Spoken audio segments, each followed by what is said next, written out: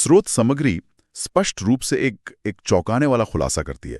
वो बताती है कि कैसे ऑर्केस्ट्रा या संगीत मंडली जैसे एक बेहद आम और लोकप्रिय मनोरंजन के साधन का इस्तेमाल मानव तस्करी और देह व्यापार के लिए किया जा रहा है। एक सुरक्षित मुखौटे के रूप में। हाँ, एकदम एक सेफ कवर के रूप में।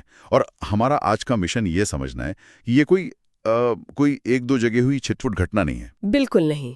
यह एक सुसंगठित और बहुत ही शातिर प्रणाली है। तो चलिए इसे थोड़ा विस्तार से समझते हैं। हाँ, बिल्कुल।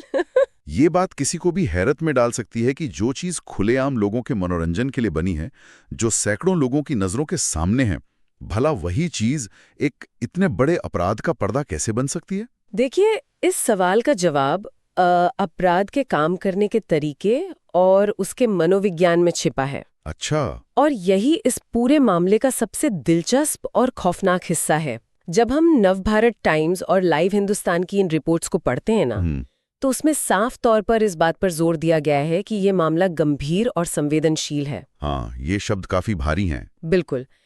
यहाँ जो बात सबसे ज्यादा ध्यान खींचती है वो ये है कि कैसे एक सार्वजनिक व्यवस्था का इतनी आसानी से दुरुपयोग किया जा सकता है। सही कहा। यहाँ जो ऑर्केस्ट्रा की आड़ शब्द इस्तेमाल हुआ है वो सिर्फ एक मुहावरा नहीं है।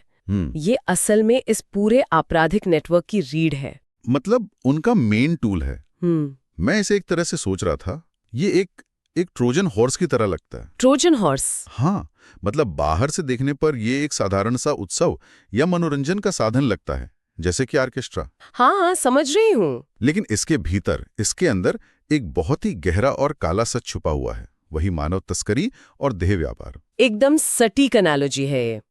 आमतौर पर हम सोचते हैं कि गैर कानूनी काम अंधेरे में होते हैं, छिपकर होते हैं, जाहिर है, समाज की नजरों से दूर। हाँ। लेकिन सबसे शातिर अपराधी वे होते हैं जो अपने अपराध को उस चीज के पीछे छिपा देते हैं जिसे समाज ने पहले से ही स्वीकार कर रखा है। लेकिन देखिए, यहाँ एक बहुत बड़ी उलझन है मेरे दिमाग में। क्या? शायद ये सुनकर किसी के भी मन में पहला सवाल यही आएगा कि क्या प्रशासन और पुलिस पूरी तरह से अनजान है? ये सवाल तो उठता ही है। मेरा मतलब है, जब हम किसी गैर कानूनी नेटवर्क की बात करते हैं तो छिपना समझ आता है, लेकिन एक ऑर्केस्ट्रा? हाँ, उसमें तो बहुत तामझाम होता है। वही तो, उसमें तो दर्जनों लोग होते हैं, भारी भरकम सा सामान होता है, गाड़ियां होती हैं, पुलिस भी रात में सड़कों पर गश्त करती है। बिल्कुल करती है। तो इतनी बड़ी संख्या में लड़कियों को एक जगह से दूसरी जगह ले जाना और इतने लंबे समय तक किसी को शक ना होना, ये व्यावहारिक रूप से कैसे मुमकिन है? ये बहुत ही सटीक सवाल है और इसका जवाब ये है कि अपराधी उसी पुलिस और उसी प्रशासन की कार्यप्रणाली का इस्तेमाल अपने फायदे के लिए कर रहे हैं। मतलब सिस्टम को ही हैक कर लिया है। एक तरह से हाँ। इसे इस तरह से समझिए, मानव तस्करी के व्यापार में सबसे बड़ी चुनौती क्या होती है? शायद लोगों को छिपाना। हाँ, लेकिन तकनीकी रूप से सबसे बड़ी चुनौती होती है लॉजिस्टिक्स। अच्छा।